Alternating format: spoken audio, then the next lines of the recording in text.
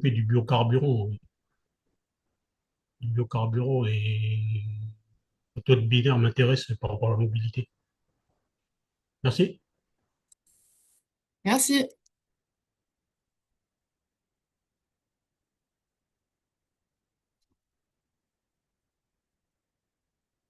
Ben là, on commence à avoir beaucoup de monde pour que tout le monde se présente. Après, est-ce que ceux qui veulent se présenter, vous pouvez vous présenter avant qu'on démarre à l'oral. Sinon, je vous invite tous, à toutes les personnes qui sont là, si vous le souhaitez, dans le chat collectif, vous pouvez indiquer euh, qui vous êtes, de quelle commune vous êtes, de quel territoire, si vous êtes un technicien, un élu, un bureau d'études, un prestataire. Simplement dans le chat, parce qu'on pourrait effectivement pas donner la parole à tout le monde pour faire un tour de table, parce qu'on attend au moins une vingtaine de personnes, ou en tout cas des gens qui se sont inscrits pour avoir la retranscription. On va attendre encore un peu pour démarrer. On démarre dans 3-4 minutes. On laisse quand même passer l'heure. Donc, s'il y en a qui veulent se présenter à l'oral, c'est encore possible. On peut vous autoriser le micro.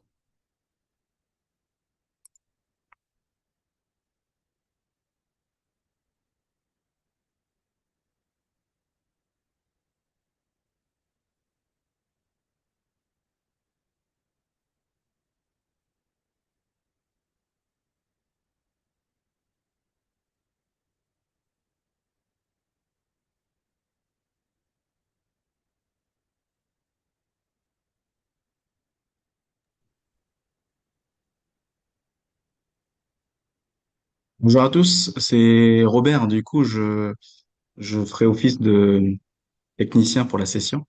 C'est Catherine qui va donner donc la présentation. Et si vous avez des questions, voilà, je vous invite à utiliser le chat euh, pour les poser. Merci à vous et bienvenue et merci de votre présence. Je suis très heureux de pouvoir partager ce petit moment avec vous.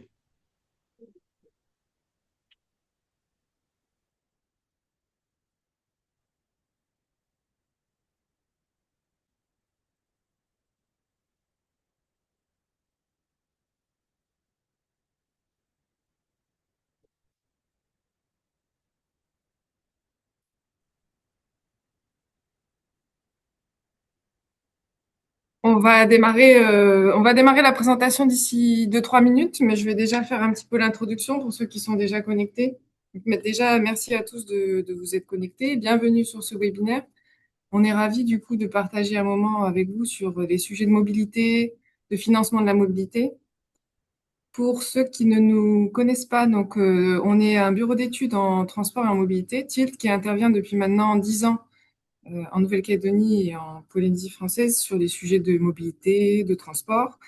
Et donc, on a voulu aujourd'hui partager spécifiquement pour les communes, donc notamment les communes et les plus petites communes ou les communes isolées, pour les communes du Pacifique, des retours d'expérience sur des solutions de mobilité et des leviers de financement. Donc, on a prévu un webinaire d'1 heure qui va se dérouler avec une première partie de présentation et ensuite des échanges. Donc, vous pourrez échanger, vous pourrez poser des questions, on pourra revenir sur des sujets pour creuser.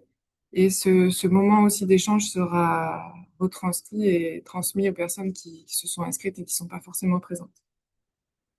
Donc, n'hésitez pas, comme on a dit au départ, effectivement, à vous présenter dans le chat, à dire qui vous êtes. Ça peut être intéressant pour les différentes personnes. On a beaucoup de personnes aujourd'hui de Nouvelle-Calédonie, mais on devrait avoir quelques personnes de Polynésie française. Et donc, n'hésitez pas à préciser qui vous êtes, ce qui peut vous intéresser. Et on a un visuel sur le chat en même temps que la présentation. On va démarrer dans 2 minutes.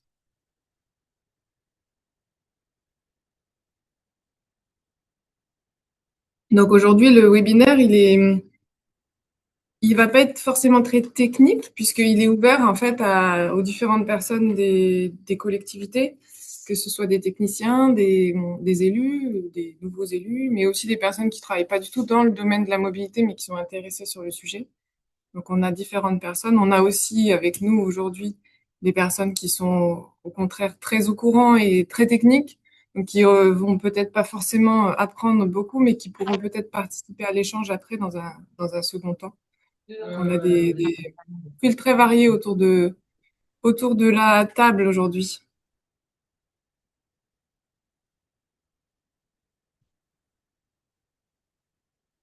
Donc, il fait partie de la modification du mode de fonction.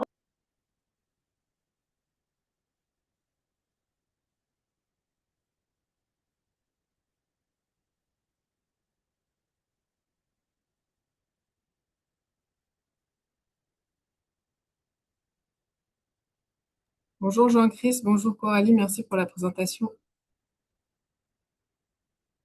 N'hésitez pas, les nouveaux arrivés qui n'ont pas entendu l'introduction, à vous présenter dans le chat. On pourra, à la fin de la présentation, on ouvrira les micros, vous pourrez échanger, vous pouvez vous représenter à l'oral. Mais pour l'instant, en fait, on est en mode plus présentation. Donc, je redis que pour les personnes qui viennent d'arriver, je représente juste le sujet et puis on va démarrer dans la foulée. Donc, on vous propose aujourd'hui un webinaire sur les sujets de mobilité, particulièrement orienté pour les communes, notamment les communes du Pacifique, puisque on travaille depuis maintenant 10 ans avec le bureau d'études TILT en Nouvelle-Calédonie, en Polynésie française, sur des sujets de mobilité, de transport. Donc, on a voulu aujourd'hui partager des retours d'expérience, des solutions, des expérimentations qui ont pu marcher ou ne pas marcher ou sont en cours d'étude, et pouvoir vous présenter les leviers de financement pour ces sujets de mobilité. Ouais, donc, la présentation va durer 1 heure. Je vais vous en dire un peu plus juste après.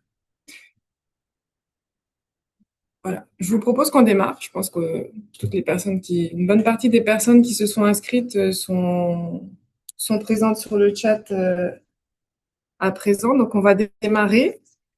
N'hésitez pas toujours à mettre des commentaires sur le chat et vous pourrez plus intervenir à la fin de la présentation. Voilà. Le programme d'aujourd'hui, on a prévu 1 heure. On va essayer de respecter le timing. Il y a beaucoup de choses à dire. L'idée, c'est de poser un peu le cadre sur les sujets de mobilité, de transport. Ensuite, de parler vraiment des actions possibles, comment agir sur la mobilité quand on est une commune.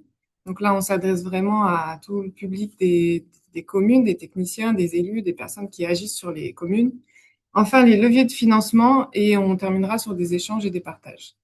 Donc, je pense que ma présentation devrait prendre à peu près 30 minutes ou un petit peu plus si je vois plus dans le détail. Et ensuite, on pourra échanger et revenir sur des éléments que vous souhaitez un peu plus détailler ou approfondir ou des expériences que vous voulez partager. J'en profite pour remercier l'équipe de Tilt qui a permis de préparer cette présentation, qui me permet aujourd'hui de vous la proposer. La première partie, on souhaitait poser un peu le cadre. Alors, peut-être que vous avez déjà ces éléments en tête, mais le cadre en termes de compétences et de documents de planification. La première question que se posent souvent les communes qui ont beaucoup de sujets à gérer, c'est est-ce que la mobilité, le transport est vraiment une compétence communale? Ce qui se passe, c'est que chacun des territoires, Nouvelle-Calédonie, Polynésie française, Wallis-et-Futuna, a son organisation propre. Dans tous les cas, on a toujours une compétence transport supra, au-dessus, qui appartient au territoire, au pays. Donc, il y a des liaisons, il y a une stratégie qui est posée par le territoire, une réglementation et des liaisons interurbaines qui sont faites par le territoire. Par contre, la commune, elle dispose toujours de sa compétence au titre du droit des communes au niveau local pour la mobilité à minima sur le territoire de la commune et dans les liaisons avec les communes voisines. Donc, elle a compétence et de plus, elle est souvent le premier interlocuteur de l'habitant. Ceux qui travaillent dans les communes le savent. Donc, l'habitant, il vient d'abord voir le maire pour savoir ce qui se passe, comment ça se fait qu'il ne peut pas se déplacer. Et donc, la commune, elle a tout intérêt à maîtriser l'ensemble du schéma de mobilité sur son territoire, même pour les autres acteurs qui y interviennent. Vous avez souvent des routes qui ne sont pas vos routes, mais vous pouvez quand même décider, piloter la mobilité que vous voulez sur votre territoire. Donc, les communes peuvent agir et pour nous même doivent agir sur les sujets de mobilité. Elles peuvent agir ensuite pour deux publics différents. Déjà les administrés, donc ça c'est l'ensemble des habitants de la commune, donc agir pour les administrés et aussi agir pour les agents de la commune. En tant qu'employeur, on a des possibilités d'améliorer les conditions de mobilité et d'accès de ces agents dans le cadre de leur déplacement. Donc, c'est les deux niveaux d'intervention qu'on retrouve classiquement chez les communes. Dans quel cadre les communes interviennent? Donc, le cadre, il est important à connaître. On ne va pas rentrer dans le détail, sinon ce sera trop long, mais on vous a posé ici les différents éléments de cadrage. Vous pourrez les retrouver après dans la présentation, faire des recherches complémentaires. Il y a bien des textes qui réglementent les sujets de transport, mais qui ne couvrent pas forcément tous les sujets. Donc, en Nouvelle-Calédonie, on a une loi de pays qui encadre l'activité TRP. En Polynésie française, il y a la délibération de 2000 qui pose le cadre général de la modernisation et développement des transports routiers. Sur les deux territoires, on a un schéma de climat ou transition énergétique. On est un peu sur des sujets un peu similaires, donc de réduction des gaz à effet de serre. Donc, en Nouvelle-Calédonie, le STANC, en Polynésie française, le plan climat 2030. Et ensuite, on a des plans d'aménagement, des plans qui sont plus territorialisés. Donc, il y a des documents de planification qui ont été réalisés, qui n'ont parfois pas été validés jusqu'au bout, mais qui existent. Donc, on a le PDN sur le Grand Nouméa et le SGTM, le schéma global des transports et de la mobilité en Nouvelle-Calédonie. Tandis qu'en Polynésie française, il y a le SAGE, le schéma d'aménagement général, qui définit le projet de développement de la Polynésie française sur 20 ans. Donc, il y a aussi le schéma directeur des transports collectifs et de déplacement durable de Tahiti, qui a été fait en 2017 et qui est en cours de révision. Et on a aussi le schéma des modes actifs de la Polynésie française. Tous ces documents-là, ils donnent des recommandations, des orientations et peuvent être des ressources déjà intéressantes pour les communes. Et peuvent aussi aider à cadrer certains projets de mobilité sur les territoires. Face à ça, dans ce cadre, est-ce qu'il y a la question qui est souvent posée, c'est est-ce qu'on a des financements dédiés au transport? On reviendra tout à l'heure sur le financement des projets, mais par contre, sur les transports, de façon générale, ce qu'il faut noter, c'est qu'il n'y a pas vraiment de financement dédié au transport, comme ceux qui ont la référence peut-être de la France ou des autres outre-mer, avec le versement transport, les aides au transport liées à l'énergie. Il y a tout un cadre, en fait, qui est, donc les transports en France sont financés par les contributions des entreprises au travers du versement transport, donc les collectivités. C'est assez facile. Elles ne se posent pas forcément trop la question. Elles ont un budget et après, la question, c'est comment l'utiliser. Donc, en Polynésie française, il n'y a pas de financement dédié au transport, donc pour les communes. En Nouvelle-Calédonie, les communes non plus n'ont pas de financement dédié au transport. Par contre, il y a un financement des autorités organisatrices de transport que sont le SMTU et le SMTI via une taxe sur les carburants. Donc, c'est un financement partiel des transports aujourd'hui sur le territoire. Le message, c'est simplement de dire qu'on a un cadre vraiment très particulier, donc on ne peut pas copier-coller des modèles qui viennent forcément de France ou du monde, puisqu'on a notre cadre particulier et nos financements très spécifiques à nos territoires insulaires. Pour terminer sur les éléments un peu de cadrage, pour nous, forcément, après, c'est notre métier, mais la mobilité, c'est vraiment très important et c'est au cœur du projet économique et social, ou social et économique. Chacun mettra dans l'ordre qu'il veut. Donc, la mobilité, ça répond à des enjeux universels, parce que c'est des enjeux qui sont communs à l'échelle mondiale. Le premier enjeu, c'est de pouvoir permettre d'accéder aux services, au développement, aux liens sociaux, aux activités. Sans mobilité, on ne peut pas faire grand-chose. Et que tout le monde puisse y accéder de façon égalitaire. Donc, c'est ce qu'on appelle souvent la mobilité inclusive. Et le deuxième enjeu, qui est plus récent, c'est de répondre aux enjeux de transition écologique et de décarbonation. Donc, la mobilité durable, c'est-à-dire réduire un peu la place de la voiture. Mais sur nos territoires, avant même de parler de mobilité durable, on a aussi besoin de parler de mobilité inclusive pour que déjà les personnes puissent se déplacer.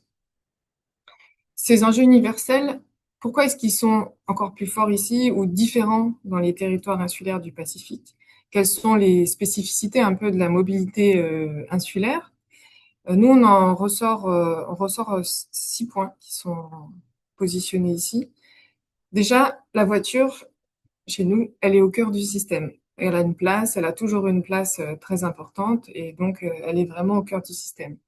Par contre, tous les ménages n'en possèdent pas. On est même plus fort que dans les autres régions de France, c'est-à-dire qu'en que ce soit à Nouméa, à Papeete, plus d'un quart des ménages n'ont pas de voiture, ce qui est plus important finalement qu'en France. Donc, on a l'impression que tout le monde a une voiture, mais en fait, on a quand même pas mal de ménages qui n'y ont pas accès. Les distances sont longues parce qu'on a souvent des territoires peu denses, on a plutôt un urbanisme qui a tendance à s'étaler. Les solutions alternatives à la voiture sont réduites. On n'a pas 20 ans de politique publique de transport, donc on n'a pas forcément de solution et pas de financement. On l'a vu tout à l'heure, pas de financement pérenne. La sécurité routière est assez forte, donc vous êtes au courant aussi, et on a un enclavement qui est important. Là, si on parle spécifiquement notamment des communes qui sont en plus sur des îles, comme c'est beaucoup le cas notamment en Polynésie française, on a une problématique d'enclavement, de double enclavement, d'insularité et de la nécessité de travailler avec la liaison maritime pour pouvoir se déplacer. Donc ça, c'est un peu les spécificités propres à nos territoires, mais il faut quand même retenir que la mobilité, ça reste un enjeu universel, c'est un enjeu pour tous les, tous les territoires du monde. Une fois qu'on a posé le contexte, on va rentrer un peu plus sur des actions spécifiques, donc des solutions. L'idée, c'est de vous proposer aujourd'hui des exemples d'actions qui ont été portées par des communes. Alors, on va essayer de rentrer sur des études de cas. On ne va pas forcément tout détailler dans le détail, mais après, dans le débat, on pourra y revenir. Donc, je vais être un peu synthétique et on reviendra sur les sujets qui vous intéressent particulièrement. On a regroupé les actions possibles en fait sur 4 thématiques. En gros, aujourd'hui, de ce qu'on constate, de ce qu'on remonte, il y a 4 façons d'agir en termes de mobilité, de transport. On peut agir sur le volet transport en commun navette, le volet transport privé, partagé, covoiturage, la partie accompagnement, développement des modes actifs et le volet un peu électromobilité, flotte partagée. On n'a pas parlé des biocarburants, mais on pourra en reparler dans l'échange. Mais là, on a un peu les 4 catégories d'actions possibles au niveau d'une commune, vraiment sous l'angle communal. Pour chaque catégorie, on va vous présenter les actions possibles.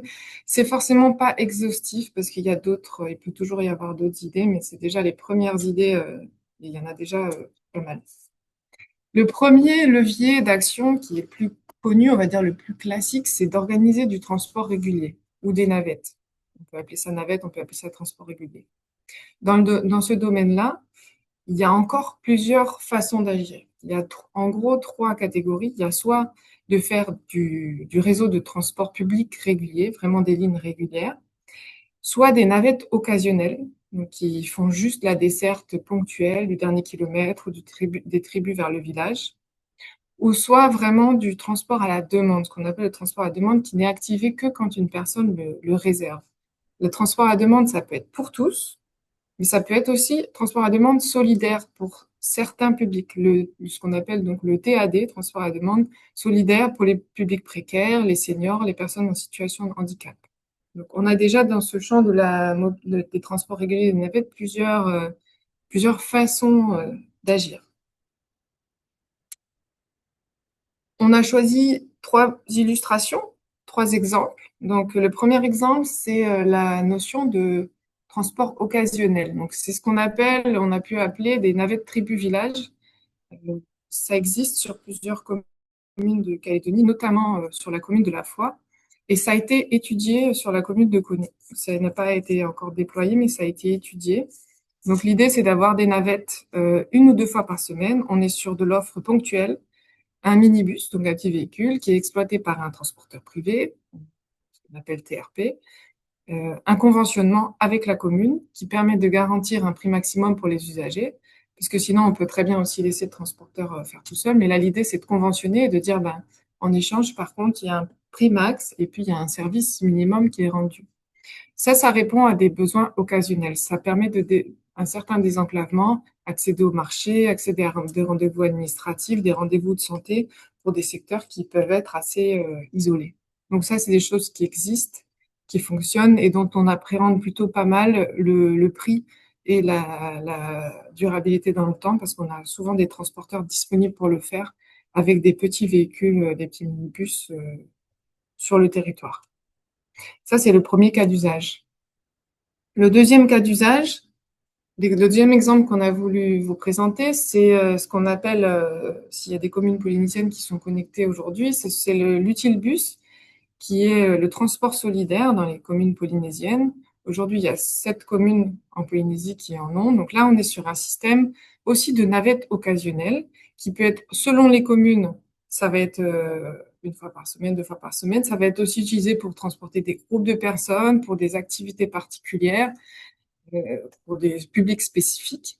Ce système, il est financé en grande partie par la publicité et les partenariats privés. Donc, vous voyez, le bus est couvert de publicité et il est financé par des acteurs privés. Donc là, on a Transport d'énergie de Polynésie. Donc, c'est un financement qui est fait de cette façon-là. Et il y a quand même des conventionnements avec les différentes communes. Ça, c'est un autre système alternatif. Dans le domaine du transport solidaire, on a énormément d'exemples en France des navettes solidaires réalisées par le Secours catholique, par la Croix-Rouge. Donc, l'implication des associations et des acteurs privés est vraiment importante dans ce domaine. Ils peuvent porter des initiatives avec des conventionnements et des aides de la commune. Et le troisième cas d'usage, pour faire un peu le tour de la question, là, on est sur un service plus régulier. Donc, c'est la mise en place d'un réseau de transport en commun régulier de plusieurs lignes, des lignes cadencées qui passent régulièrement tous les jours. Là, c'est un service qui permet de répondre plus à des besoins de travailleurs qui vont travailler tous les jours, en plus des autres besoins. Donc là, on a vraiment besoin de services quotidiens à différents horaires. Là, l'exemple qui est mis ici, c'est l'exemple d'une étude qui est en cours sur la commune de Moorea pour la mise en place d'un réseau régulier. Ça fait des années qu'il y a déjà des bus qui fonctionnent, mais avec des interruptions, quelque chose qui n'est pas forcément pérenne. Aujourd'hui, la collectivité veut reprendre la main et maîtriser le service qui est proposé aux administrés. Donc, il y a une étude en cours. Bien sûr, on est sur des coûts de fonctionnement qui sont bien plus importants que les deux exemples qu'on a vus juste avant. Et voilà. Je continue, mais on reviendra si vous avez des questions, si vous voulez rentrer dans le détail, il n'y a pas de souci, je vais un petit peu vite pour balayer tous les sujets. Le deuxième champ de la mobilité qui est moins connu, ce sont tous les services de mobilité partagée. Les services de mobilité partagée, il y a plein de systèmes qui sont différents. On amalgame souvent dans un groupe. Tout ce qui est transport à la demande privée, par exemple le système Zigo, donc on réserve un chauffeur, un taxi via une plateforme. Il y a le covoiturage. Le covoiturage, c'est quelqu'un qui se déplace et qui propose une place dans sa voiture sur son trajet. On est sur deux choses qui sont bien différentes. Il y a l'autopartage. L'autopartage, c'est le système Papaye, du coup, à Nouméa, qui permet de louer une voiture qui est mise à disposition sur l'espace public dans la rue. Et enfin, il y a les systèmes de mobilité solidaire où on est sur à peu près tous ces types de systèmes, mais avec un côté solidaire, des chauffeurs bénévoles, des associations qui sont impliquées et tout ça. Sur tous ces services-là, la collectivité, elle peut, et elle le fait en France quand on a des moyens, elle peut carrément commander un service, le manager, le piloter. Mais sinon, elle peut aussi juste cadrer, soutenir financièrement, soutenir via la communication ou en réservant des places ou en facilitant la vie de ces porteurs de projets qui aujourd'hui portent les projets, les financent et qui apportent un réel service. Donc, la collectivité, la commune, elle peut aussi être partenaire en fait de ces types de services et chercher à les aider parce qu'ils ont besoin souvent d'aide, notamment au lancement. Ce ne sont pas forcément des modèles économiques qui sont très pérennes dans le temps. Alors, on a choisi juste deux cas d'usage. Le premier, c'est le système, vous avez le système Papaye. Donc là, on est sur un système d'autopartage avec des petits véhicules électriques qui sont positionnés sur des points. Vous avez la carte avec les petits points où on trouve un véhicule. Donc, on a une application, on se connecte, on réserve un véhicule, c'est très facile. Et pour un petit déplacement d'une heure, ça coûte moins cher que de louer une voiture. La zone d'intervention de Papaye, elle est un peu limitée à des secteurs où ils estiment qu'il y a moins de risques de dégradation des véhicules. Donc, en fait, vous voyez la carte en orange sur la droite. Donc, aujourd'hui, c'est un système qui couvre pas forcément tout le territoire. Et l'expérience qu'on voulait vous partager, c'est la réflexion qui est en cours, notamment avec la commune du Mont d'Or, sur comment soutenir le développement de papaye sur le Mont d'Or. Donc, pourquoi pas avec des espaces réservés, de la communication, du financement.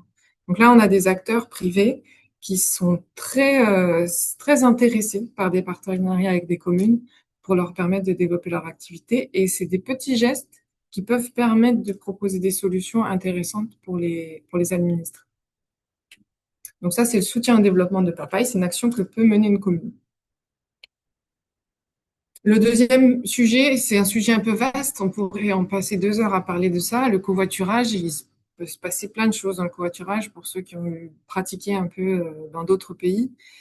Le cas d'usage qu'on voulait vous partager, c'est le cas de la commune de Papeete, qui l'année dernière a organisé un challenge, donc en utilisant une application de covoiturage existante.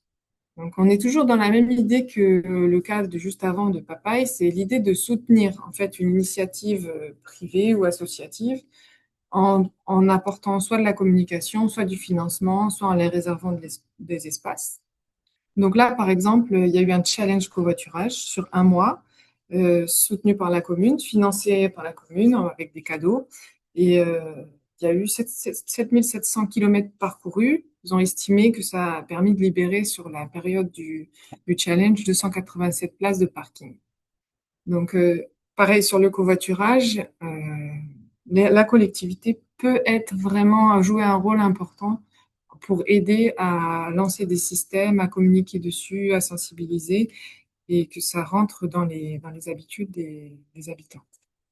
Il y a plein d'autres actions sur le covoiturage, si vous voulez, on pourra y revenir tout à l'heure. Je voudrais juste préciser, effectivement, que dans nos territoires, comme on n'a pas la loi LOM qui a été mise en place en France, on n'a pas l'habitude que les collectivités s'occupent du covoiturage, mais c'est quelque chose qui est rentré dans les mœurs, dans la plupart, en tout cas, des pays européens. Les collectivités, les communes, les agglomérations s'occupent de transport, mais elles s'occupent aussi du covoiturage, elles s'occupent aussi des vélos, elles s'occupent aussi de l'autopartage et elles ont une politique publique sur tout ça. Bien sûr, je ne dis pas que toutes les communes peuvent mettre ça en place, mais c'est simplement pour vous donner un élément de référence. Et le dernier cas d'usage sur le sujet, c'est le champ de la mobilité solidaire. Alors là, c'est un cas d'usage qui n'est pas appliqué à notre connaissance dans une commune du Pacifique, mais qui nous paraît, par rapport à nos expériences, très intéressante. C'est la mise en place d'un réseau de chauffeurs bénévoles. Plus globalement, le champ de la mobilité solidaire, c'est un champ passionnant. Je vous ai mis un lien ici que vous retrouverez quand on vous transmettra la présentation. Il y a plein d'actions dans le domaine de la mobilité solidaire qui sont encore peu explorées sur nos territoires. Et une des actions, c'est par exemple de mettre en place un réseau de chauffeurs bénévoles, des personnes qui ont du temps, souvent des retraités, qui ont un véhicule et qui s'inscrivent à la mairie ou via des associations pour pouvoir emmener des personnes à des rendez-vous professionnels, à des rendez-vous de santé. En échange, elles sont indemnisées sur leurs frais de véhicule et souvent plus que l'essence. Donc, ça permet aussi à une personne qui a un véhicule de rentrer un petit peu dans ses frais. Donc, on est à la limite entre le covoiturage, le taxi solidaire. Donc, c'est une notion de taxi solidaire. Il y a pas mal d'autres actions possibles. C'est aussi de façon solidaire aussi d'aller se déplacer vers les personnes, de proposer des aides au permis, des aides à la mobilité. On n'est pas rentré trop dans le détail de ce champ-là, mais il y a beaucoup d'actions qu'une commune peut mettre en place dans le champ de la mobilité, ce qu'on appelle la mobilité solidaire.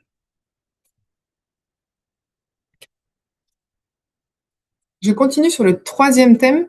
Donc, on a parlé transport, navette, on a parlé transport privé et on va parler maintenant surtout le sujet des modes actifs. Tout ce qui est mode actif, pour ceux qui ne connaissent pas trop la définition, c'est tous les modes de déplacement qu'on fait avec notre corps en étant actif. Donc, la marche à pied, le vélo, la trottinette. Donc, on a pas mal de modes différents. Bien sûr, sur certains territoires très grands, avec du relief, le vélo, par exemple, ne peut pas être la seule solution de mobilité. Bien qu'aujourd'hui, avec les vélos à assistance électrique, on peut quand même faire des belles distances. Mais quand on n'a pas d'infrastructure cyclable adaptée, c'est un peu compliqué. Néanmoins, il faut pas se bloquer là-dessus, c'est-à-dire que le vélo, dans une bonne partie des cas, souvent 20% des déplacements, peut être utile et servir, en tout cas pour les jeunes, pour accéder à certains services, même à l'emploi ou au sport. Donc, c'est quand même faire du vélo et de la marche un vrai mode de déplacement. Ça peut nettement améliorer la mobilité sur certains secteurs, certains quartiers. Donc, dans ce domaine-là, les communes, elles peuvent agir en gros de 4 manières. Faire des aménagements, ça c'est assez important. C'est vrai que c'est coûteux, ça coûte cher, mais des aménagements piétons et cycles, notamment nous, on recommande souvent de traiter en premier les abords des établissements scolaires pour qu'au moins les jeunes puissent se rendre à l'école ou au collège à pied ou en vélo. Donc les aménagements d'infrastructures. Proposer de la location de vélos ou de vélos à assistance électrique de longue durée pour des publics cibles pour que les gens puissent avoir accès à un vélo. Aider à l'achat de vélos, ce sont aussi des actions que des communes ont pu faire. Ou des actions, le dernier champ, ce sont des actions qui visent à développer l'écosystème du vélo et les usages. Donc là, il y a aussi pas mal de choses dedans. Ateliers de remise en selle, ateliers de réparation, bourse au vélo, journée mode doux. L'idée, c'est de remettre le vélo, la marche à pied dans les pratiques, dans les usages et de débloquer tous les petits freins qu'il peut y avoir aujourd'hui à son usage. Donc, c'est des actions que des communes mènent déjà. Donc, en exemple, on a 2 exemples. Le premier exemple, c'est sur la dernière action que j'ai évoquée, tout ce qui est action de sensibilisation écosystème vélo. Là, c'est l'exemple par exemple, la ville de Païta, mais il y en a d'autres, qui a réalisé l'année dernière avec l'aide de l'association Droit au vélo et financement de l'ACE, mais ça, on va en parler tout à l'heure. Une journée d'animation sur le vélo, donc avec à la fois une bourse au vélo pour pouvoir s'équiper de vélos d'occasion, un atelier d'autoréparation parce que parfois on est juste bloqué parce qu'on a un pneu crevé ou quelque chose à réparer qu'on n'arrive pas, et un atelier de maniabilité du vélo.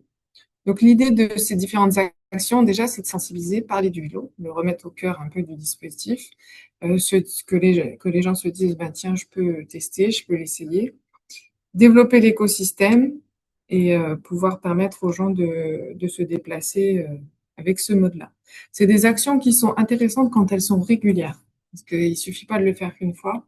C'est intéressant de le faire régulièrement tous les ans et de le faire aussi avec des publics jeunes, les enfants. Donc il y a des possibilités de faire des permis vélo, des permis piétons, des choses comme ça. Le deuxième cas d'usage, c'est plus le système que j'évoquais avant de mise à disposition de vélos et de VAE longue durée. Si vous connaissez pas, vous pouvez vous demander ce que c'est ce truc. Donc on n'est pas sur le fait de mettre comme vous connaissez peut-être les systèmes de Vélib avec des vélos en libre service sur l'espace public. Ça, pour nous, dans les communes, notamment les communes rurales, c'est pas forcément pertinent. C'est trop coûteux en termes de risque de dégradation et tout ça. Donc, on préconise plutôt des systèmes de mise à disposition de vélos et de VAE longue durée, c'est-à-dire que la mairie ou une association met à disposition un vélo ou un VAE à quelqu'un. Ça peut être un jeune, par exemple, qui est en recherche d'emploi. Et il y a un contrat, on lui prête pendant 1 mois ou on lui loue pendant 1 mois. Tous les systèmes existent. Le temps qu'il fasse ses démarches, ses recherches, ses entretiens d'embauche, tout ça. Et ensuite, une fois qu'il a son poste, il va pouvoir s'acheter lui-même un vélo. Mais ça permet de tester, ça permet aussi aux gens de tester des solutions avant d'investir. Notamment quand on est sur du vélo à assistance électrique, c'est un investissement qui est pas négligeable, c'est coûteux. Donc, c'est bien de le tester avant. Donc là, le cas d'usage, c'est un projet concret qui est en cours d'étude de déploiement par la Direction des transports terrestres sur Tahiti. Le projet, c'est de déployer 150 vélos de type VAE, différents modèles, vélo pliable, vélo cargo, enfin, différents modèles de vélos qui doivent être déployés en 2027 et dans un système de location longue durée, avec des modalités de mise en place qui sont en cours d'étude.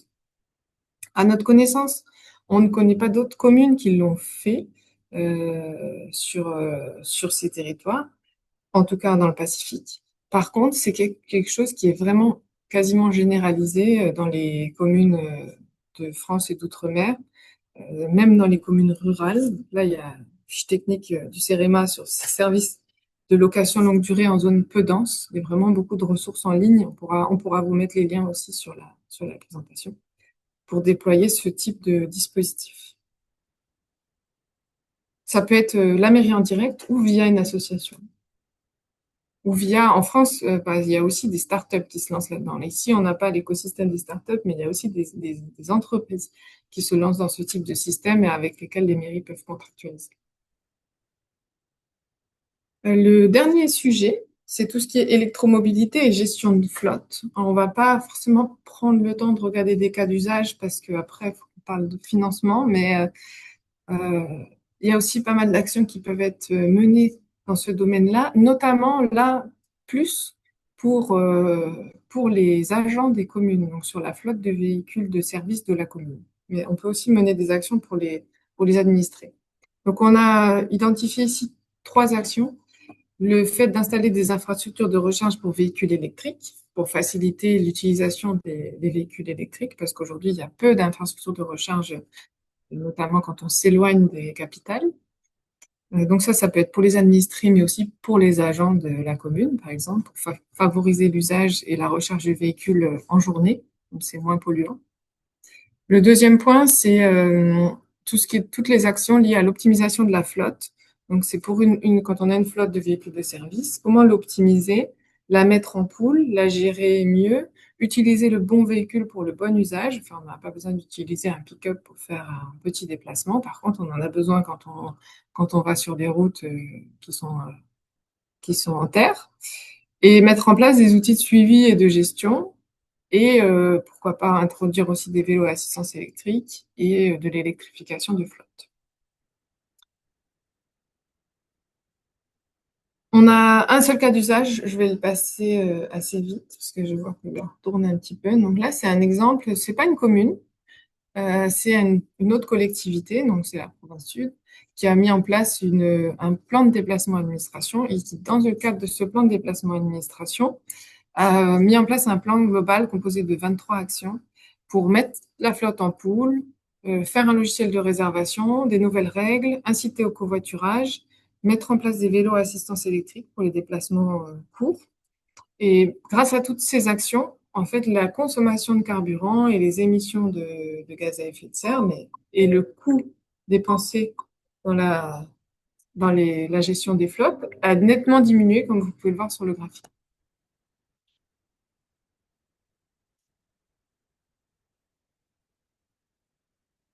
Pour terminer sur cette partie, avant de parler sur les financements, là, j'ai parlé beaucoup d'actions concrètes.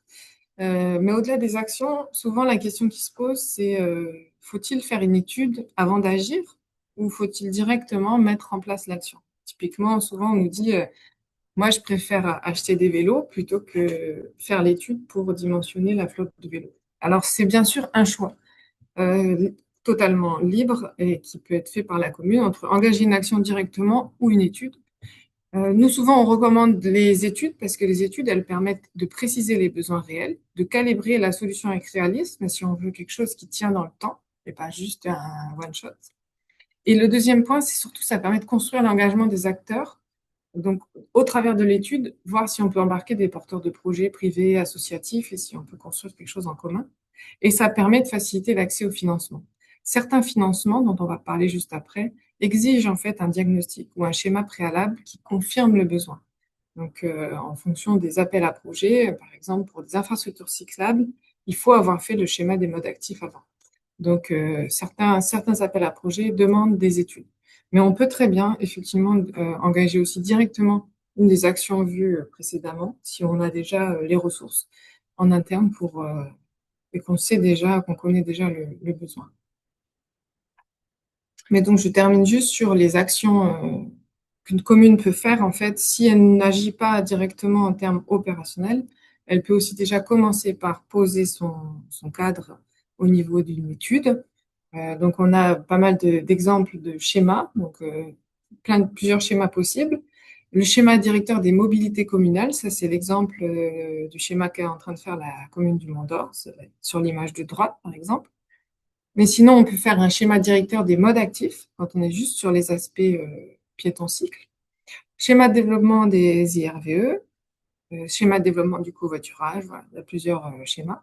On peut aussi ne pas faire de schéma et faire directement des études opérationnelles, donc de faisabilité et de dimensionnement d'un service, d'un itinéraire, ou une étude de maillage ou d'aménagement d'un site où on sait qu'il y a un enjeu particulier.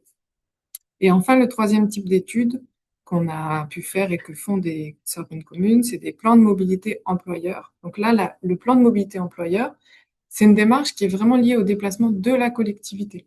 Donc c'est en interne à la collectivité et pas pour les administrés. Donc on est vraiment sur des études communales. Des exemples, là, voilà, ce sont des exemples d'études qui ont été réalisées par les communes. On a fait le tour des actions, c'était un peu rapide, c'était pas forcément très détaillé, mais on pourra prendre toutes les questions si vous en avez ou échanger d'ailleurs en direct si vous avez des questions.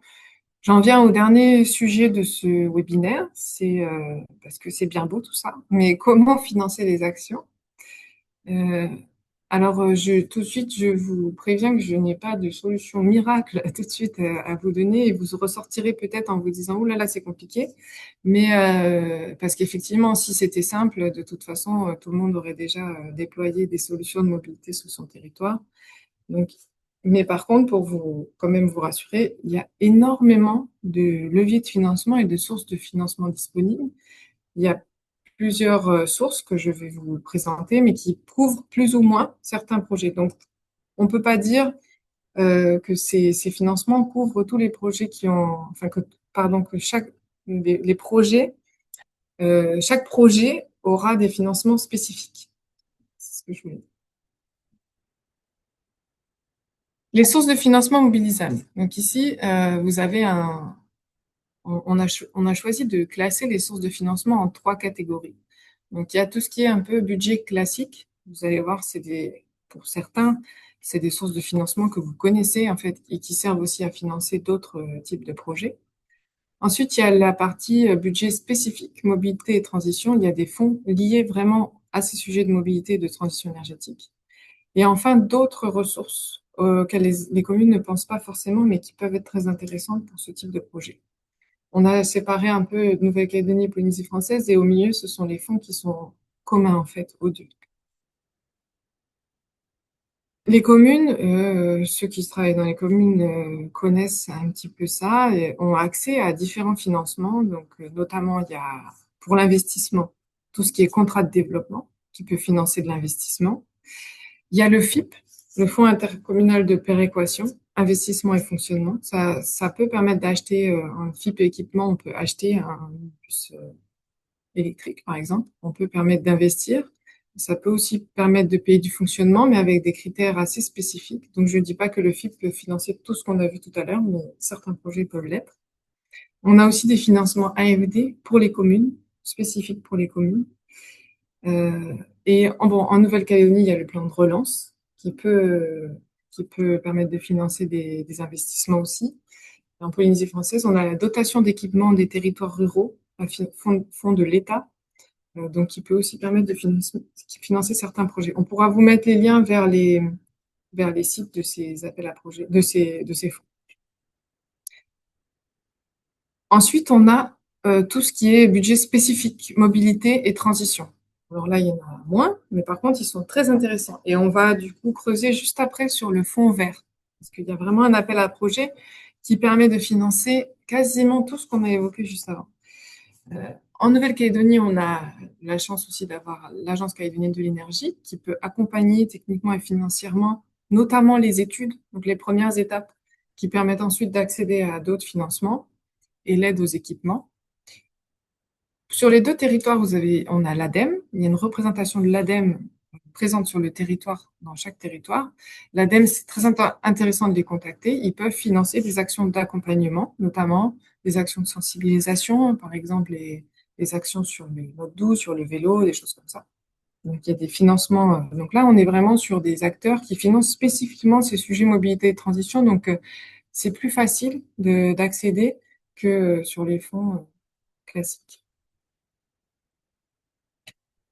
Et un dernier volet de financement, je termine sur le dernier volet de financement, c'est quand on est sur des projets dans lesquels on implique notamment des associations, ou quand on est sur des projets à dimension sociale, la mobilité solidaire ou des choses comme ça, on peut accéder à des financements qui sont liés à ces sujets de social, mais aussi d'innovation, d'environnement. Donc là aussi, vous savez, vous avez peut-être déjà entendu, il y a beaucoup d'appels à projets, de fondations, d'organismes, d'entités sur des sujets. Donc parfois, par exemple, il y a un appel à projet sur la jeunesse, ben, on peut rentrer un projet de mobilité dans un appel à projet sur la jeunesse. Ou sinon, on a des appels à projets de province. Et il y a aussi le fonds qui est très intéressant, c'est le FDVA, le Fonds de financement de la vie associative, qui finance les associations. Donc, si la commune monte un projet en partenariat avec une association, cette association peut avoir des fonds liés au FDVA, au fonds GEP, enfin des fonds vraiment spécifiques associations. Et le dernier moyen de financer aussi ces projets, et il faut vraiment pas le négliger, c'est tout ce qui est mécénat, démarche RSE des entreprises et fondations. Dans le domaine de la mobilité, il y a pas mal d'entreprises qui sont prêtes à aider, à financer. Donc, on a déjà eu des entreprises qui ont financé de l'aide au permis, de l'achat de véhicules. Donc, autant en France, il y a des systèmes bien rodés de pollueurs-payeurs, donc notamment, par exemple, les pétroliers sont obligés de financer des projets dans la mobilité. Sur nos territoires, on n'a pas ces systèmes-là, mais par contre, on a des sociétés, notamment quand elles ont des sièges sociaux en France, qui sont quand même sensibilisées au fait qu'elles ont aussi une responsabilité au titre de la RSE et qu'elles peuvent financer des projets. Et donc un projet construit avec une commune, une association, on a vu tout à l'heure l'exemple de l'Utilbus, par exemple, mais il y en a plein d'autres. Il y a des fonds qui peuvent être cherchés assez facilement, qui ne financeront bien sûr pas 100% du projet, mais qui peuvent contribuer au financement du projet. Je termine juste sur un focus sur le fond vert et ensuite on pourra discuter. Je vois qu'on a une remarque de Caroline, du coup de Nicolo de l'ADEME. Je te laisserai intervenir tout à l'heure. Pour terminer sur le fond vert, un petit focus sur le fond vert parce que c'est une opportunité intéressante. Pour cette année, l'appel à projet mobilité durable en territoires ruraux et moyennement denses a été ouvert aux collectivités d'outre-mer sans restriction. Alors que l'année dernière, on était sur des critères où il fallait rentrer dans les critères de territoires peu denses. C'était un peu compliqué. Là, aujourd'hui, cette année, c'est ouvert aux outre-mer, donc Nouvelle-Calédonie, Polynésie française, et on est vraiment pile dans le thème. Donc, mobilité durable en territoires ruraux et moyennement dense, c'est un appel à projet qui est en cours. Pour en parler un peu plus, donc cet appel à projet, il a deux volets. Donc, on vous a mis le lien. Vous pourrez, on n'a pas mis, on rajoutera le lien sur la présentation. Il y a un volet qui est vraiment l'élaboration de plans de mobilité simplifiés. Donc, c'est un schéma, en fait, de mobilité, une aide à la stratégie de la mobilité communale, un PDMS, tel qu'il le nomme. Donc, il est possible de faire financer cette étude. Et le volet 2, c'est là où c'est aussi très intéressant. Ça permet de financer de la création d'infrastructures, des services de mobilité de proximité, et on retrouve à peu près tous les thèmes que je vous ai évoqués. Donc, que ce soit de la mobilité solidaire, du transport à la demande, ça peut être l'achat d'un véhicule électrique, par exemple, mais aussi le fonctionnement pendant un an. Ça peut être de l'animation, de la communication, l'autopartage, les systèmes numériques de déplacement, tout ce qui est pré-location de vélo. Ça rentre dans le fond vert, le covoiturage, donc notamment aussi des challenges, l'animation, tout ça, ça rentre dedans. Les infrastructures cyclables, donc c'est assez vaste, puisque ça couvre un peu tout le champ de la mobilité durable en territoires ruraux et moyennement denses. Le financement peut aller jusqu'à 50%, donc c'est pas du 100%. Donc, je dis investissement, fonctionnement et études éligibles. Et c'est un appel à projet qui est au fil de l'eau. Ça peut être déposé et instruit jusqu'à la fin de l'année. Ça doit démarrer avant la fin de l'année et ça doit être réalisé sur 3 ans maximum. Alors, il y a un petit bémol sur cet appel à projet, c'est que comme c'est une instruction au fil de l'eau, les budgets peuvent être vite consommés. Et notamment, actuellement, en Nouvelle-Calédonie, le budget de la Nouvelle-Calédonie a déjà été consommé pour cette année. Mais il faut quand même répondre parce que déjà, il peut toujours y avoir des budgets supplémentaires, des queues de crédit en fin d'année. Et puis surtout, ça dépose le dossier en haut de la pile pour l'appel à projet de l'année prochaine. C'est ce qui s'est passé, c'est ce qui se passe chaque année. En début d'année, tous les projets de l'année précédente prennent tous les financements. Mais là, on peut avoir des financements assez importants pour des projets assez conséquents. Peut-être une petite synthèse et ensuite on va passer à l'échange, aux questions et on pourra rentrer dans le détail de plusieurs sujets. Pour ce qu'il faut retenir sur ces financements, c'est que le montage d'un plan de financement d'un projet de mobilité nécessite de mobiliser plusieurs fonds et ressources. Et chaque fonds et ressource a ses règles et délais propres. Là, on ne pouvait pas rentrer dans le détail de chacun des fonds qui ont été évoqués, mais il faut prendre le temps de regarder en fait sur chaque si le projet rentre dans les critères de chacun de ces financements pour pouvoir faire un financement mixte. On a plusieurs projets ou études qui récemment ont pu être financés jusqu'à 100% en cumulant plusieurs fonds différents. Par exemple, de la CE, l'AFD ou l'ADEME. Donc, il peut y avoir des cumuls. C'est rare quand même. Pas rendre du rêve, mais l'idée, c'est de financer. Il faut financer d'abord la première étape, l'étude de mise en place, de tests, et ensuite essayer d'aller chercher les financements complémentaires. Par exemple, pour un projet cyclable, financer d'abord l'étude, et ensuite, dans le cadre de cette étude, financer la recherche de financement pour les travaux, par exemple. Le dernier point sur lequel je voudrais insister, c'est quand même qu'il y a des pistes très intéressantes avec les acteurs de la commune, les entreprises, les associations. Plusieurs projets ont été réalisés avec des financements d'entreprises, d'associations, d'autres fonds. Donc, il est important dans les réflexions sur la mobilité d'associer tout le monde et pas travailler dans son coin. Donc, d'associer ces différents acteurs et de voir comment l'association peut aider, comment l'entreprise peut contribuer au financement et les autres institutions qui peuvent être partenaires, acteurs ou financeurs pour pouvoir réussir à sortir un projet. Parce que ce qui est sûr, c'est que les communes ont beaucoup de projets à financer, peu de moyens. Donc, c'est pas forcément évident. On en est du coup à la fin de la présentation. J'espère que les exemples qui vous ont été donnés vous ont parlé, vous ont donné des idées. Euh, c'est pas forcément des sujets qu'on a l'habitude de mettre en place en fait dans la feuille de route classique d'une commune.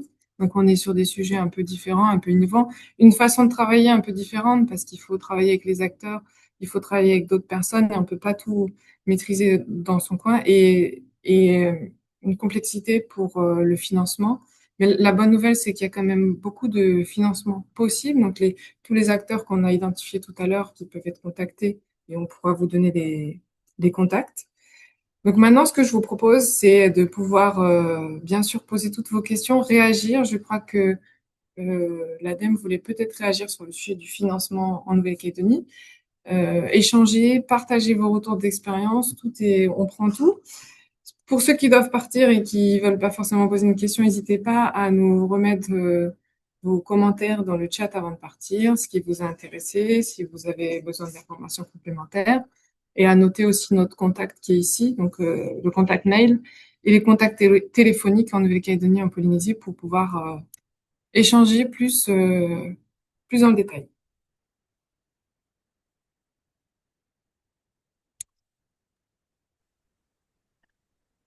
Je vous Catherine, je remercie prends. du coup. Oui, vas-y. Oui, j'ai levé la main, pardon. Bonjour Catherine, bonjour à toute l'équipe et bonjour à toutes les personnes connectées. Je voulais te remercier d'avoir organisé cet événement. C'est une très bonne idée. Ça permet de poursuivre les discussions sur le sujet de la mobilité.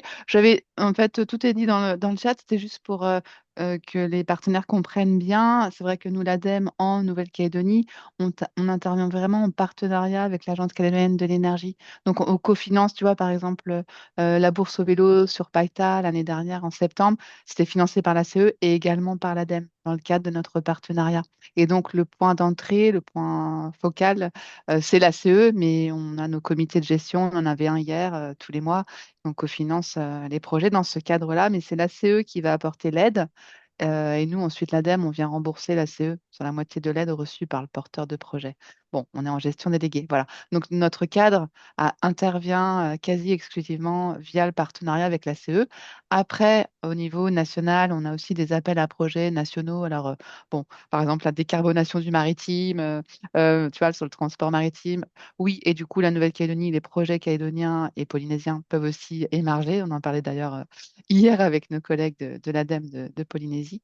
Voilà, auquel cas c'est le cadre national, mais on va privilégier dans la plupart des situations le cadre local. Voilà, c'était juste pour préciser les règles du jeu qui sont pas toujours très faciles à comprendre, j'en Mm. conviens. En tout cas, merci pour l'organisation de cet échange. Merci pour la précision. Non, si vous souhaitez intervenir, c'est bonjour à tous, c'est Robert. Vous pouvez lever la main, vous cliquez sur réagir et puis je vous active votre micro. Voilà. Ou sinon, vous pouvez simplement poser la question dans le chat si vous êtes plus écrit.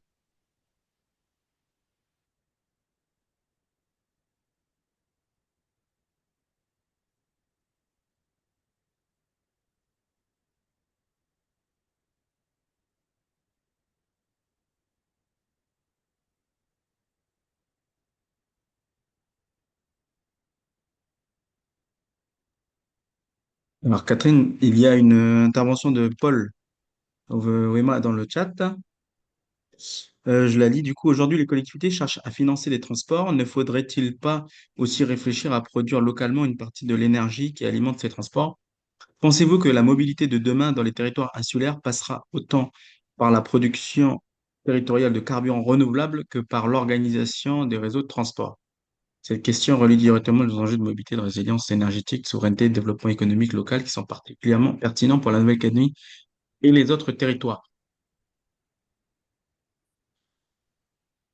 Merci pour cette Effectivement, question. c'est une... ouais, merci pour cette question. Et effectivement, c'est la question de l'énergie est très importante, surtout dans le contexte actuel d'augmentation aussi du carburant et de risques par rapport à ça. Et donc, comme soulevé dans la question, le sujet de la résilience, de la souveraineté, pouvoir maîtriser sa mobilité sans forcément avoir à importer de carburant.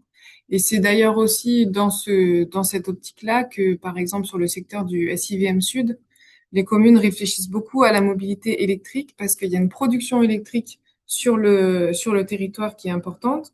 Et donc, quand on fait les calculs, en fait, finalement, si on arrive à alimenter un véhicule électrique avec une énergie qui ne coûte rien, ou quasiment rien, on gagne énormément par rapport à un bus qui fonctionnerait au carburant.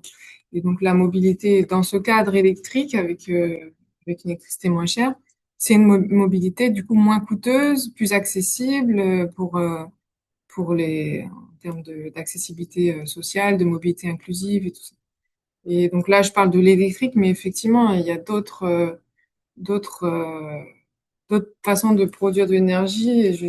On a parlé tout à l'heure de biocarburant. Il y a aussi effectivement d'autres façons de produire de l'énergie pour éviter ce coût carburant qui représente une bonne partie du coût des voitures et des réseaux de bus aussi. Aujourd'hui, on a les réseaux de bus qui fonctionnent au carburant et c'est coûteux, c'est peu résilient, donc effectivement, c'est très intéressant. Après, je sais pas si c'est une réflexion qui est forcément à l'échelle des communes, du coup. C'est plus vraiment une réflexion à l'échelle du territoire, d'organiser une filière, d'organiser une production locale, que ce soit biocarburant ou si on parle d'hydrogène pour les transports maritimes, par exemple. Donc, c'est des réflexions qui sont étroitement liées, effectivement.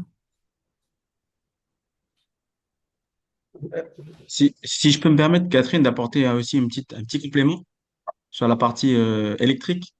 C'est vrai qu'il y a la question de la production locale d'énergie, notamment d'électricité via le solaire ou enfin, les ENR. Et puis, il y a aussi, au travers de nos études, on a vu aussi que la question des infrastructures de recharge, en fait, c'était aussi dimensionnant. Tu parlais du cas du SIVM, donc syndicat qui regroupe les communes de La Foix, Boulou, Paris et les communes du sud, du nord, du sud, quoi. C'est d'ailleurs, je crois, le premier acteur qui a lancé une étude pour déployer son schéma d'installation de bornes de rechargement. Et qu'il y a aussi ces questions-là d'infrastructure, de distribution de l'électricité, de l'énergie qu'il faudra penser plus tard avec la montée en puissance de l'électrique. Euh, on a ensuite une question de Caroline. Est-ce qu'en Polynésie française, des actions de mobilisation des acteurs, sensibilisation sont prévues pendant la semaine de la mobilité en septembre?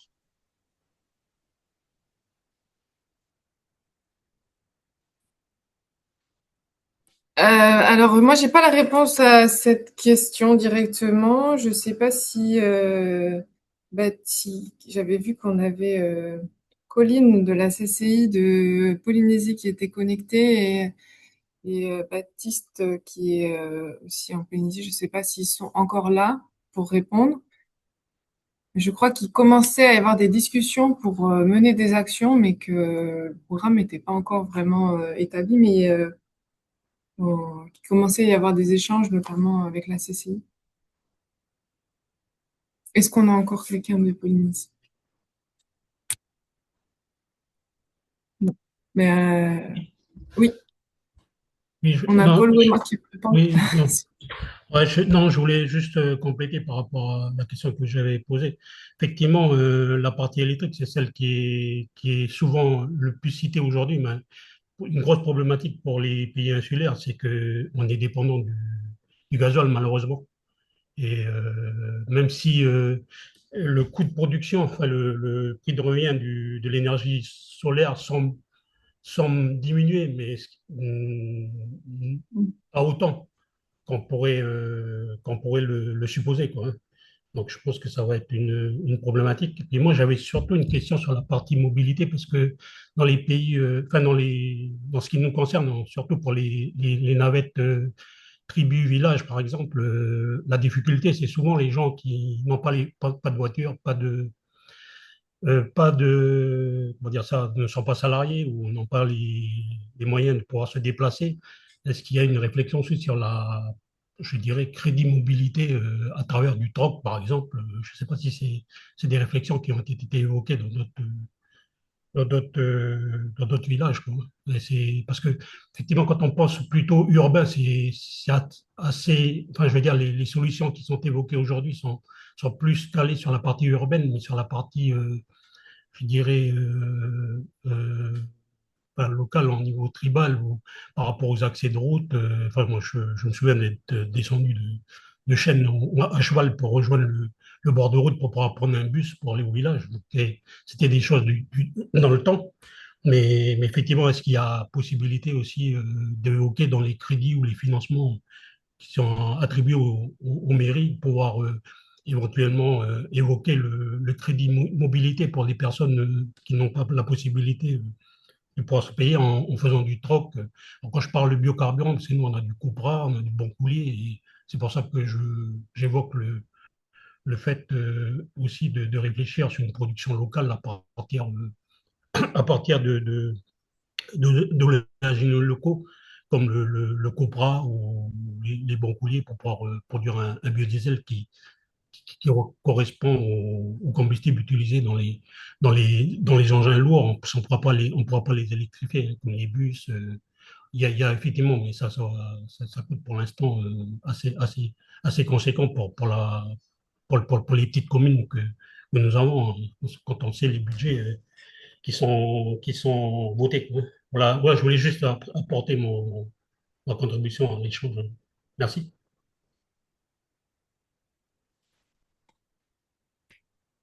Merci. Alors, sur la question les navettes tribu village, c'est quelque chose qui est plutôt rodé et mis en place, notamment à la fois, mais il y a aussi d'autres communes Il y avait Boulou Paris, mais ils ont arrêté. Mais bon, il y a d'autres communes qui le mettent en place.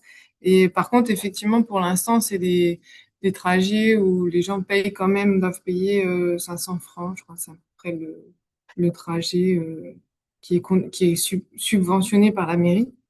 Euh, et c'était un peu l'idée qui était étudiée sur Coné.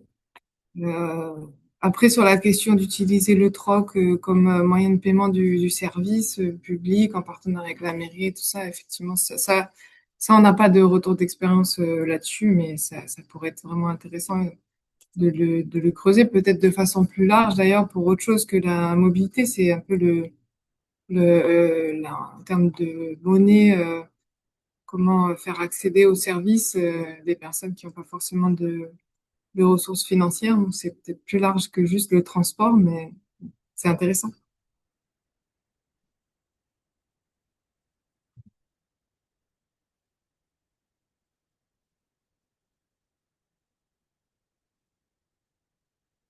S'il y a des gens qui veulent réagir par rapport à ça ou qui ont des expériences à partager, n'hésitez pas.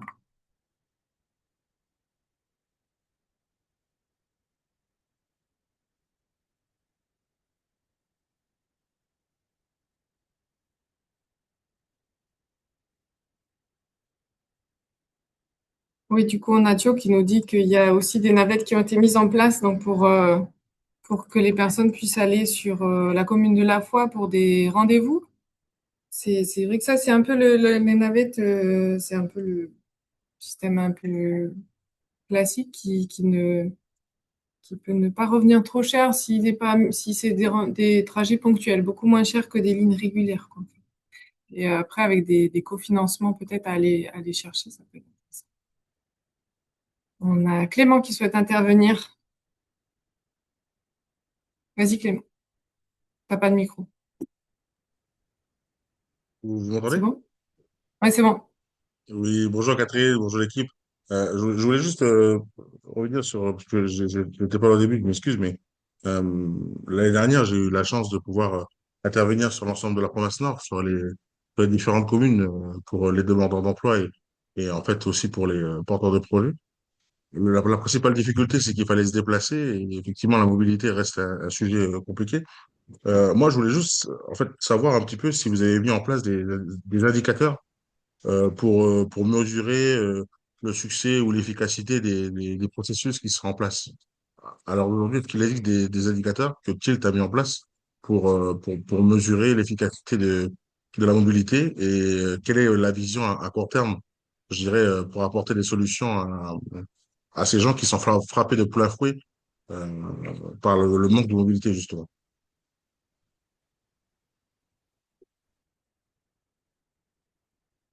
Alors, en termes d'indicateurs, sur les problématiques de la situation actuelle, ce qu'on a un peu comme indicateur, d'ailleurs, on attend les dernières données du recensement qui sont censées sortir, qui étaient censées sortir en juin, mais je prenne un petit peu sur notamment les indicateurs d'accès à la voiture particulière, le taux de personnes il y a quand même effectivement dans le nord presque 15, plus de 15% des personnes au dernier recensement qui indiquaient que leur principal mode de déplacement, c'était la marche à pied. Ça veut dire que c'était vraiment leur principale solution. Donc, c'est des gens on voit beaucoup aussi, par exemple, faire du pouce ou sur l'entraide. Donc, ça, c'est les indicateurs sur les problématiques actuelles. Par contre, il y a pas vraiment d'observatoire des déplacements, des impacts de la mobilité. On sait par les échanges avec les acteurs que pour l'accès à l'emploi, c'est forcément un des freins principaux, notamment en brousse, et qu'il y a après, il y a comme malheureusement peu d'actions qui sont mises en place. Il y a quelques aides au permis qui sont mises en place. Il y a quelques navettes effectivement ponctuelles, mais les navettes occasionnelles, elles vont pas répondre aux besoins des travailleurs. Ceux qui veulent aller tous les jours au travail, c'est forcément soit des navettes régulières, soit des aides à la mobilité. Donc, on aide effectivement à payer le système de transport, le taxi, soit la mise à disposition de véhicules. Alors, si c'est des distances courtes, ça peut être des VAE, mais souvent en brousse, c'est pas forcément des VAE, c'est plutôt des petites voitures qu'il faudrait. Donc ça, c'est des systèmes qui ne sont pas mis en place aujourd'hui en Nouvelle-Calédonie et qui existent en, en France dans le champ de la mobilité solidaire. On a beaucoup de systèmes comme ça. Il y a l'association WeMove qui vraiment met à disposition des véhicules une personne qui cherche à accéder à un emploi et sur son premier mois, on lui met à disposition un véhicule et ensuite elle, s'acheter son véhicule une fois qu'elle a signé son contrat. Donc ça, malheureusement, il y a quand même peu d'actions qui sont mises en place et du coup, peu d'indicateurs qu'on peut suivre aujourd'hui pour l'accès à l'emploi. C'est très peu. Ce qui est le plus couramment mis en place, ce sont ces navettes dont on vient de parler, plus pour des besoins ponctuels de désenclavement, d'accéder à des rendez-vous de santé, à des achats, mais de façon ponctuelle. Le service régulier, il est assez peu développé aujourd'hui. Merci beaucoup. Moi, j'ai juste une dernière question hein, par rapport aux solutions de mobilité. Est-ce qu'il y aurait un moyen peut-être de concevoir des solutions de mobilité qui soient financièrement autonomes à long terme plutôt que dépendantes des subventions publiques?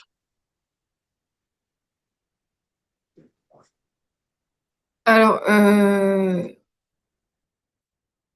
si on veut une solution de mobilité qui soit accessible financièrement à l'usager, forcément, on peut pas avoir de solution de mobilité qui soit totalement autonome, sauf à financer par ce qu'on a vu le système en Polynésie, les Utilbus. c'est financé par la pub. Donc le bus, il est recouvert de pub. Mais ça marche bien quand même en ville. Ça marche pas forcément trop bien en bourg. Donc il y a moyen de financer avec la publicité, avec des entreprises partenaires. Donc par exemple, des grosses entreprises qui sont sur le territoire qui pourraient aider à financer. Mais sinon, un système qui se finance entièrement tout seul et qui est en plus accessible à tous les publics, ça c'est difficile. Donc, il faut forcément des aides de la collectivité pour les publics précaires, donc des aides au titre de l'insertion, au titre de l'emploi, au titre à ce titre-là. Mais en même temps, si ces aides ne sont pas mises en place, aucune politique publique ne peut marcher, ni sur l'emploi, ni sur la santé, si en même temps les personnes ne peuvent pas se rendre au rendez-vous. Donc c'est plus, à mon sens, qu'il faudrait intégrer la mobilité dans les politiques. Quand on parle d'accès à l'école, d'égalité d'accès à l'école, ben, dedans il faut mettre le transport. On ne peut pas financer que la réalisation des établissements et les personnels de transport. Ça devrait faire partie de ces budgets aussi de santé, sociale, insertion. Du coup, j'ai une dernière question. Est-ce qu'il existe des modèles à l'étranger ou au niveau national qui pourraient être susceptibles d'être dupliqués sur le plan local? Voilà, c'est ma dernière question. J'arrête de vous embêter. Qui se finance, la question, c'est ce qui se finance. Oui, en fait, des modèles qui sont des modèles de financement qui existent à l'extérieur, qui pourraient être dupliqués sur le plan local, en Oui. fait. Parce que c'est vrai que Mm. enfin, moi, de mon point de vue, je pense qu'il y a des choses qui pourraient se faire, mais est-ce que c'est vraiment applicable à l'économie insulaire et pour nos communes? Ça, c'est une autre question. Mais du coup, est-ce que vous avez pu identifier certains modèles qui seraient duplicables? Voilà. Mm. Ben, à l'échelle mondiale, en gros, les financements des transports et de la mobilité, il y a souvent deux sources.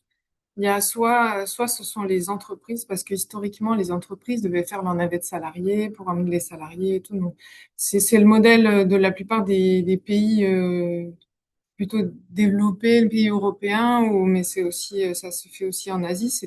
Sur la base des taxes, versements transport sur des entreprises qui travaillent sur une zone et qui profitent des services.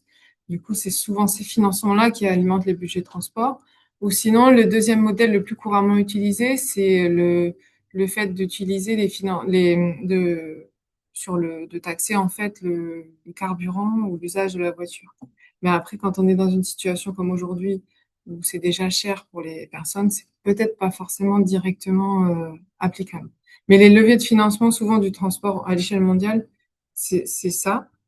Et après, les solutions, il y a des solutions, il y a beaucoup de solutions qui coûtent pas très cher, en fait, qui sont applicables ici, en utilisant vraiment la force vive du territoire et notamment les associations. Donc, il y a des associations dans les quartiers qui sont prêts à faire des actions sur la mobilité, sur du covoiturage solidaire, de l'accompagnement sur des déplacements. Donc, le système de taxi solidaire avec des personnes bénévoles qui peuvent amener, par exemple, un jeune qui a des rendez-vous à faire pour des recherches d'emploi. Euh, Dans les mairies, dans beaucoup de mairies en France, il y a en fait des conducteurs bénévoles qu'on indemnise un petit peu après sur le trajet, juste Après, c'est un peu le système qui s'approche des taxis 1000 ou des taxis brousse de Polynésie, où finalement on est à la limite entre du taxi et du transport solidaire. Donc, cadrer un peu ces systèmes-là et améliorer l'information, ça pourrait être une solution de mobilité aussi pour les territoires. Merci beaucoup. Merci. Je voulais juste compléter, si je peux, par Oui, rapport à ce que la question de Clément. Je revenais sur ma question sur la crédit mobilité par rapport au ouais, temps, parce que les communes, enfin, dans les communes, on a des maisons communes en tribu. Donc, on pourrait peut-être réfléchir. Alors, je ne sais pas si Clément a posé la question sur la partie, est-ce que ça se faisait ailleurs? Mais par exemple, le troc, enfin, peut-être Robert, il connaît mieux que ça que moi.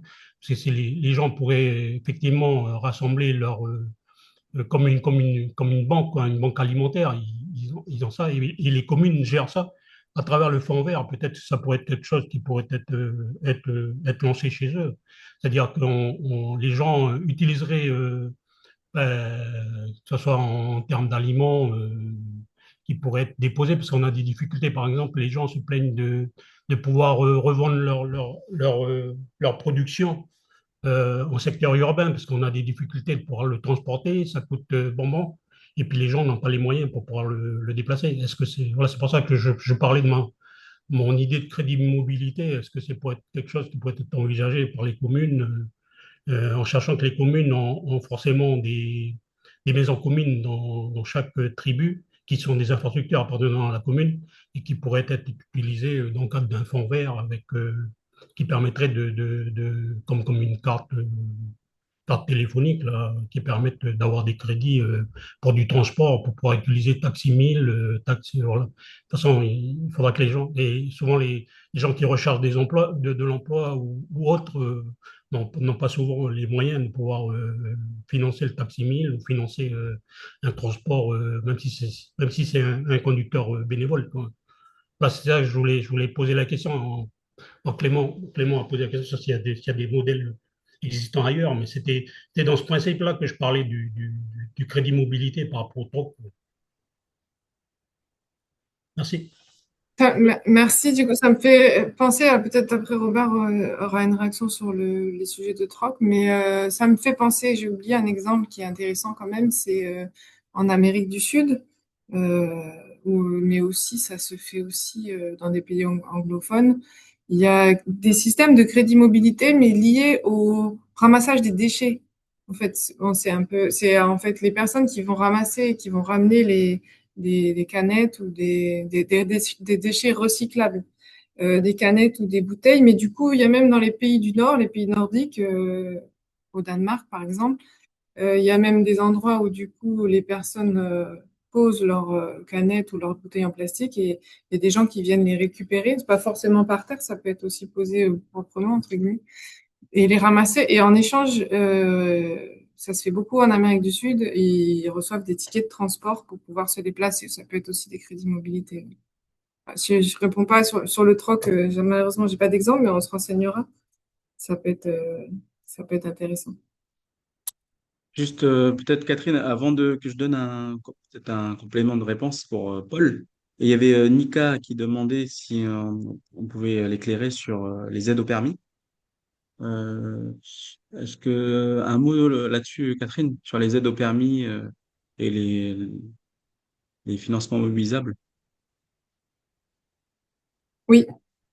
Alors, il y a des communes, effectivement. Alors, j'ai perdu quelle commune, peut-être que quelqu'un peut m'éclairer, peut-être que l'ACE, là en tête, il y avait des communes qui avaient mis en place, en partenariat avec une entreprise qui cofinançait des systèmes d'aide au permis et avec aussi une auto-école qui jouait le jeu. En France, il y a des systèmes d'ailleurs d'auto-école solidaire. Parce que parfois, c'est déjà rien que se déplacer jusqu'à l'auto-école, surtout dans le Nord, c'est compliqué. Donc, des systèmes d'auto-école solidaire où le permis coûte moins cher et avec une entreprise qui sponsorise au titre de sa RSE, donc qui aide au financement. Et il peut probablement y avoir des aides aussi de la DI3T. Ça, il faudrait se renseigner parce il y a eu une période où ils avaient mis en place des aides au permis. Je ne sais pas si c'est encore d'actualité. Je ne sais pas si l'ACE a des informations là-dessus. Donc Alors, la CE, oui, pardon, vas-y Laurence.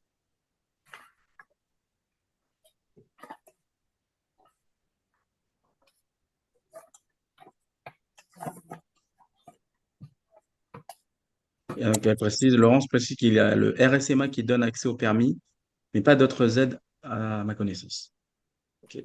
Et donc Laurence faisait une remarque dans le chat aussi en disant que sur la question des vélos, beaucoup de communautés de communes prêtent des vélos à l'année pour les étudiants qui le souhaitent. Voilà. Pour la commune de Thio, Sangato Maperi précise, c'est ce modèle auto-école solidaire, tarif réduit pour les jeunes, une convention entre la mairie et l'auto-école. Merci Sangato pour la précision. Jean-Christophe Coué précise que pour l'aide au permis, la DI3T, c'est pour le moment à l'arrêt. Merci Ok, Jean-Christ. Ouais. Très bien. Après, il y avait eu l'année dernière, je me souviens des entreprises qui avaient financé des dos permis, mais je trouve plus le nom, mais je referai la recherche et puis on pourra vous l'envoyer, Mm. Madame Da Silva. Et du coup, je profite aussi pour donner un complément de réponse par rapport à la remarque de Paul. Oui, effectivement, sur les crédits mobilité, euh, euh, techniquement, c'est quelque chose qui pourrait se mettre en place. Et sur la question de la mutualisation, voilà, des moyens de mobilité au niveau communal, notamment dans les communes de l'intérieur et des îles, ça existe dans d'autres secteurs d'activité avec des systèmes de portefeuille électronique. La province Sud, par exemple, a lancé le dispositif Click and Move pour permettre aux jeunes de dépenser 10 000 francs, je crois que c'est 15 000 francs de crédit sur des activités sportives à la carte. Et donc, euh, à notre avis, c'est que techniquement, c'est faisable. Après, il y a eu des tentatives qui n'ont pas toujours été un succès, notamment localement, de ce modèle-là. La difficulté qui revient souvent, c'est la question de la masse critique. Il faut avoir une masse suffisante d'acteurs qui proposent des capacités de transport et puis qu'en face, la demande, qu'elle rencontre une demande. C'est un peu la même problématique que pour le covoiturage.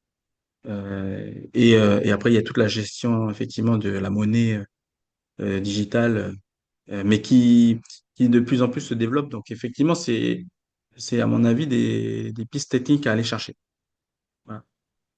Euh, En tout cas, merci pour la remarque. Nika précise, donc, concernant la DI3T, elle s'est renseignée, n'a plus de dispositif de financement. Non, merci pour les réponses. Voilà. Catherine, on est à 11h50 du coup, en termes d'heure. Est-ce que tu veux prendre encore quelques questions? Oui, s'il y a encore des questions, mais si, je sais pas s'il y a encore des questions. Je crois qu'il n'y a plus de questions. Je te laisse conclure là. Et bien, du coup, je vous remercie tous pour votre participation. On a parlé de plusieurs pistes. On n'a pas forcément répondu à toutes les questions, mais on va creuser les sujets qui ont été évoqués. Et ça nous a aussi donné des idées pour certains sujets. Surtout, n'hésitez pas à nous contacter. Donc, on est toujours disponible pour donner des informations, partager des retours d'expérience ou aller chercher des informations sur les différentes communes où on a des contacts, les différentes collectivités. Pour les financements, justement, creuser ce qui peut être disponible si vous avez une idée de projet.